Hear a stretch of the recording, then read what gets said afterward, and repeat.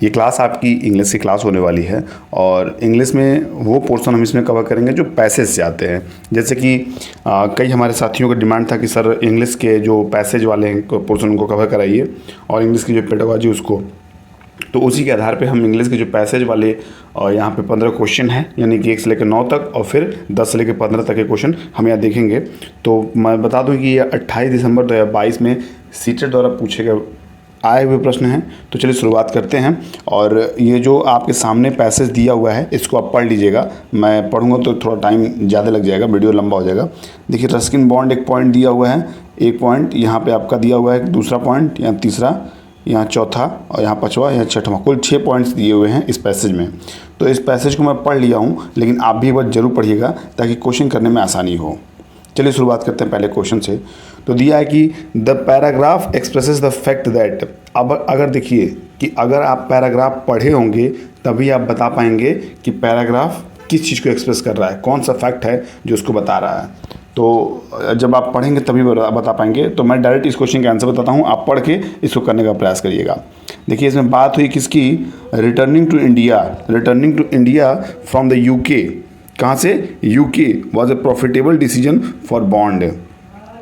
तो अगर आप इस चीज़ को पढ़ेंगे तभी आप जान पाएंगे कि कहाँ से जो रिटर्निंग इंडिया के लिए यानी कि भारत आने के लिए बात हो रही है किसकी, from the UK was a profitable decision for bond. Bond जो है वो एक प्रॉफिटेबल डिसीजन जो है वो लेके आ रहा था, उसके लिए है। तो अगर आप पढ़ेंगे तो ये चीज़ जान जाएंगे आप, कोई दिक्कत नहीं होगी। दूसरे क्वेश्चन की बात करें तो दूसरा क्वेश्चन दिया है कि in the phrase freelance writer, यानी अब देखिए इसको अंडरलाइन किया हुआ है, क्या किया है, इसको अंडरलाइन किया है, फ्रीलांस राइटर। द अंडरलाइंड, अब देखिए दिया है ना, the underlined word is an a. देखिए यहाँ पे आपको जब फ्रीलांस राइटर कर दिया है तो क्या है ये जो अंडरलाइन वर्ड है, ये क्या है, ये नाउन है, एडवर्ब है, एडजेक्टिव है, प्रीपोजिशन है। तो आप देखिए अगर फ्रीलांस राइटर की हम बात करें, फ्रीलांस में केवल फ्रीलांस की बात करें, क्या करें, फ्रीलांस की, तो फ्रीलांस आपका क्या है, एडजेक्टिव है। क्या है आपका यहाँ पर, राइटर जो है आपका नाउन है, क्या है, नाउन। जैसे नाउन की आप परिभाषा पढ़े होंगे, अगर किसी व्यक्ति का नाम है तो वो नाउन हो जाएगा, किसी विशेष चीज़ों को भी हम नाउन कहते हैं। तो यहाँ पे राइटर क्या है, लेखक जो है नाउन है, और नाउन से पहले आपका फ्रीलांस आ गया है, ठीक है। तो फ्रीलांस क्या है, उस राइटर की जो विशेषता बता रहा है उसको हम एडजेक्टिव करेंगे। तो ये एडजेक्टिव वाला पोर्शन जो है आप इसको टिक कर लीजिएगा, ये सही हो जाएगा। अब बात करेंगे तीसरे क्वेश्चन की। दिया है कि the phrase caught the attention of in this context means. The phrase है कॉट द अटेंशन, यानी कि अटेंशन यानी कि मतलब जो एक अलग तरह का भाव है उसको पकड़ता है, of in the context means, उसका मीन्स बताइए। और जब आप सारी चीज़ें, जब आप फ्रेज पढ़ेंगे, पैसेज पढ़ेंगे, तो ये सब चीज़ें आपको उसमें मिलेगा देखने को। तो ज़रूर फ्रेज पढ़िएगा, तभी आप इस क्वेश्चन को आसानी से कर सकेंगे। तो चलिए मैं डायरेक्ट इसका आंसर बताता हूँ। देखिए आप, the publisher were impressed by Ruskin, ये रस्किन्स मतलब Ruskin Bond's popularity as a writer and his writing style. The publisher यानी कि जो पब्लिशर जो पब्लिश करते हैं, वर इम्प्रेस्ड, वो इम्प्रेस थे किससे, बाई रस्किन पॉपुलरिटी, यानी कि किसके, जो रस्किन की जो पॉपुलरिटी थी, यानी कि जो उनका पॉपुलर होना था। जैसे कि आप किसी भी जगह अगर पॉपुलर हैं तो उसको आप एक अच्छा पॉपुलरिटी मान सकते हैं। एज अ राइटर, अब देखिए एज अ राइटर रस्किन जो हैं बहुत पॉपुलर थे, एंड हिज राइटिंग स्टाइल, और क्या है, उनके राइटिंग स्टाइल से भी इम्प्रेस था कौन, पब्लिशर। तो इस तरह ए ऑप्शन आपका सही हो जाएगा। अब बात करेंगे चौथे क्वेश्चन की। दिया है कि the fact that Ruskin Bond has been a versatile writer is evident from the. अब कहाँ से बताना है इसको समझिएगा आप। देखिए डायरेक्ट इसका आंसर मैं इसलिए बता रहा हूँ क्योंकि अभी हम पैसेज नहीं पढ़े हैं, पैसेज का अध्ययन आपके साथ नहीं किए हैं। तो from the variety of themes on which he has written his book, ठीक है, इसको आप नोट कर लीजिएगा बी वाला ऑप्शन को। अब बात करेंगे 5वें क्वेश्चन की। दिया है कि अपार्ट फ्रॉम राइटिंग यानी कि राइटिंग के अलावा Ruskin spends 4 year as an. Ruskin जो मतलब रस्किन बॉन्ड जो लेखक हैं वो अपने 4 साल किस रूप में व्यतीत किए हैं, shopkeeper in UK writer in Dehradun, painter in Mussoorie, editor of a magazine. तो मैं बता दूं, एडिटर ऑफ ए मैगजीन, वो एडिटिंग करते थे, किसके? मैगजीन के एडिटिंग करते थे। देखिए छठवां क्वेश्चन जो मैं नहीं ले पाया हूँ, सातवें डायरेक्ट हम बात करेंगे। तो सातवां पे दिया है कि, सातवां पे क्या दिया है कि Ruskin became famous after the publication of his book, यानी कि कौन सी बुक के बाद जो है रस्किन जो है फेमस हुए थे, उसकी बात हो रही है। तो कौन सी बुक थी?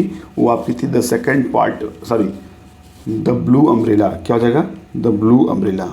जो द ब्लू अम्ब्रेला जो है जब पब्लिश हुई थी तो उसके ही बाद से रस्किन जो है वो फेमस हुए थे। अब बात करेंगे आठवें की। दिया कि the word sequel means, the word sequel means क्या हो जाएगा? इसका मीन्स, सिक्वल का जो मीन्स हमें बताना है, तो क्या हो जाएगा? A second part of a book, यानी कि जो सिक्वल होता नहीं होता, आप कहते हैं कि यार ये सिक्वल में नहीं है, ये सिक्वल में नहीं है। जैसे किसी भी प्रमुख चीज़ों का अगर सेकंड पार्ट की बात करते हैं तो उसको हम सीक्वल कहते हैं, यानी कि सेम का सेम अगर सेकंड पार्ट उसी बात आता है तो सीक्वल की बात करेंगे। तो यहाँ क्या हो जाएगा? सीक्वल हो जाएगा। सीक्वल का means the second part of book, एक बुक का दूसरा पार्ट सीक्वल कहलाता है। अब बात करेंगे 9वें क्वेश्चन की। तो दिया है कि a word in the passage that means, a word in the passage that means of following, देखिए following as used in this passage is. तो आप थोड़ा इसका अगर आंसर करने में समर्थ हैं तो जरूर करिए। दिया है कि a word in the passage that means, जो एक वर्ड है पैसेज का, following as use in the passage is ensuing. क्या होता है? इंसुइंग, यानी कि अनुयायी। क्या होता है? अनुयायी।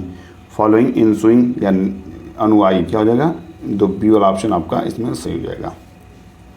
अब देखिए आपका यहाँ देखिए डायरेक्शन दिया है 10 से 15 तक क्वेश्चन, और यहाँ आपका एक और पैसेज मिल जाएगा देखने को। तो इस पैसेज के आधारित आपको 6 क्वेश्चन और करने पड़ेंगे। तो उन क्वेश्चंस को हम डायरेक्ट देखेंगे, ना कि इस पैसेज को। तो इस पैसेज को भी आप पढ़ लीजिएगा, और पढ़ लेंगे तो इस क्वेश्चन करने में आसानी हो जाएगी। तो 10वें क्वेश्चन की बात करेंगे। तो दिया है कि the wind lies asleep in the arms of the dawn. ये डॉन आपको पता है ये डॉन क्या होता है? ये डॉन जो कहते हैं, डॉन आपका प्रभात होता है, मतलब जो शाम का टाइम होता है, सॉरी जो सुबह का टाइम होता है। जैसे कि लालिमा, सूर्य की लालिमा एकदम दिख रही है लेकिन सूर्य नहीं दिख रहे हैं, ठीक है, तो उसको क्या बोलते हैं? हम डॉन बोलते हैं, DAWN, डॉन। तो सजेस्ट दैट किसको सेट कर रही है? It is a sunny morning, it is a windy morning, it is a com morning, it is stormy morning. तो ये बातें किस चीज़ को प्रदर्शित कर रही हैं? तो इट इज़ अ काम मॉर्निंग। काम मतलब शांत, ठीक है, काम मतलब शांत। इसको एल जो है इसमें साइलेंट रहेगा, तो काम पढ़ते हैं, ठीक है। इट इज़ अ काम मॉर्निंग, तो मतलब जो शुरुआत है वो सुबह शुरुआत जो है वो एकदम शांत है, एकदम मतलब जिसे बहुत शानदार होने वाला है, कुछ इस तरह के सेंस में इसको हम पढ़ेंगे। बात करेंगे 11वें क्वेश्चन की। तो दिया है कि the leaping wealth of the tide refers to, the leaping wealth of the tide refers to. तो देखिए पहला है the sea plants, the sea animals, the pearl in the oyster, the pearl in the oysters, and last the fishes. तो समझिएगा बात को। अब देखिए इन्वर्टेड कामा लगा है, lipping wealth of the tide, यानी कि लिपिंग से आपका टाइड तक जो है इन्वर्टेड कामा लगा है। रिफर्स टू, किसको रिफर्स करता है? यानी कि lipping wealth of the tide किसको, देखिए ध्यान से, तो इसको करता है फिशेस को करता है। किसको करता है? फिशेस को, द फिशेस। तो ये जो आप जब पढ़ेंगे आप ना, किसको, आप पैसेज को पढ़ेंगे तो ये सारी चीज़ें वहीं से क्लियर हो जाएंगी, आपको बहुत कुछ सोचना नहीं है आपको। 12वें क्वेश्चन की बात करेंगे। तो दिया कि the sea is our mother, जो समुद्र है वो हमारी माता है। Then clouds is our brother, यानी कि जो क्लाउड है, यानी कि जो आपका जो बादल है वो हमारे भाई हैं। The waves are our comrades, the waves यानी कि जो हवाएं चलती हैं, जो वेव्स है, आवर कॉमरेड्स यानी कि हमारे सहपाठी। और रिफर्स टू, ये किसको रिफर्स करती हैं? The close connect between all the elements of nature. किसको? नहीं, इसको नहीं, the close connect between the fisherman and the forces of nature. किसको करती हैं? The close connect between the fisherman and the forces of nature. किसको? देखिए इसको बी वाले ऑप्शन को दिया है कि द क्लोज कनेक्ट, यानी कि बहुत ही करीबी रिश्ता किसके बीच? Between the fisherman and the forces of nature. जो मछुआरे होते हैं और किसके, जो नेचर के तरीके हैं उनको जो है बहुत ही क्लोज कनेक्ट यहाँ दिखाया गया है, वही चीज़ 12वें क्वेश्चन पूछा गया है और बी इसका ऑप्शन है। अब बात करेंगे 13वें की, तो दिया है कि ही हु, देखिए पहले समझिएगा क्वेश्चन को, he who holds the storm by hair is an example of. अब देखिएगा जैसे होता क्या है, आपके पास जो है ये फिगर ऑफ स्पीच है, क्या है आपके ऑप्शन में दिया है फिगर ऑफ स्पीच। तो फिगर ऑफ स्पीच आपके कितने होते हैं, 7 होते हैं, 7 तरह के होते हैं, उनमें से आपके पास 4 ऑप्शन दिए हुए हैं। तो जब आप फिगर ऑफ स्पीच 7 पढ़ लेंगे ना, तो इसको करने में कोई दिक्कत नहीं होगी। तो ये तो पैसेज में आपके ये एक सेंटेंस दिए रहेंगे, उस सेंटेंस के थ्रू आपको बताना होगा कि वो कौन सा फिगर ऑफ स्पीच है, वो आपको आइडेंटिफाई करनी पड़ेगी, इतने तो आप मान के चलिए। तो इसमें दिया है कि he who hold the storm by hair, किससे रोक ले, किससे बांध ले, अपने हेयर से, इज एग्जाम्पल ऑफ। तो ये एग्जाम्पल किसका हो जाएगा, ये हो जाएगा पर्सनिफिकेशन। तो पर्सनिफिकेशन समझिएगा, इसको मैं जो इसका डिफिनेशन है वो मैं आपके सामने रख रहा हूँ।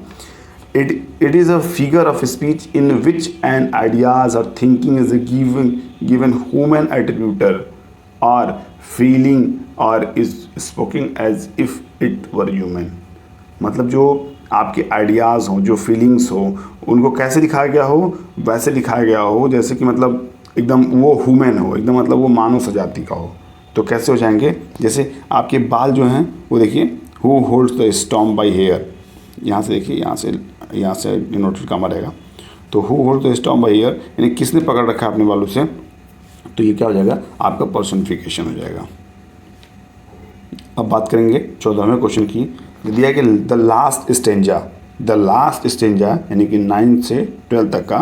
अब 9 से 12 तक का जो लास्ट स्टेंजा है उसको हम कैसे पढ़ेंगे, तो उस चीज़ को यहाँ बताया गया है। Is a description of the sea side एड। अब सी साइड एड जो है, जब आप पढ़े रहेंगे इसको तभी बता पाएंगे कैसा आपका रहा। देखिए, तो इसमें डॉन दिया है, आफ्टरनून दिया है, डस्क दिया है, नाइट दिया है। तो जब आप देखिए कि आप 9 से 12 तक का जो लाइन है लास्ट स्टेंजा यानी कि 9 to 12 तक का है, वो आपका किसका है, नाइट का है, नाइट के लिए बात किया गया है। अब बात करेंगे इस क्लास के लास्ट क्वेश्चन की, और इस पैसेज पे आधारित ये लास्ट क्वेश्चन है। Edge of the verge where the low sky meets with the sea suggest the horizon, the golden beach, the deep ocean, the trackless sky. तो ये बता दूं मैं, द होरिजन, क्या हो जाएगा, द होरिजन, ठीक है। इसके जो इस edge of verge where the low sky meets with the sea, जहाँ पे ऐसा लगे, एक ऐसा किनारा जहाँ पे लगे कि एकदम मतलब जैसे इस समुद्र और जो आसमान है वो आपके मिल रहे हैं, मेट्स हो रहे हैं, तो उसको क्या बोलते हैं, होराइजन बोलते हैं। क्या बोलते हैं, होराइजन बोलते हैं। तो यही प्रश्न पूछा गया था। तो इस तरह आपके जो 15 क्वेश्चन हैं यहाँ समाप्त होते हैं, और मुझसे कोई कमियाँ रह गई हों तो उसको आप जरूर बताइए। बाकी मैं सारी चीज़ सुधार कर रहा हूँ, और हो सकता है कि अगले क्लास में आपको इससे अच्छी डेफिनेशन मिले, इससे अच्छी आपको प्रोनाउंसिएशन हर चीज़ की मिले। और ये क्लास यही समाप्त होता है। तो मेरी तरफ से फिर आप सभी को शुभकामनाएं। पढ़ते रहिए, मस्त रहिए, स्वस्थ रहिए। मिलते हैं अगले क्लास में, तब तक के लिए बाय बाय, टेक केयर।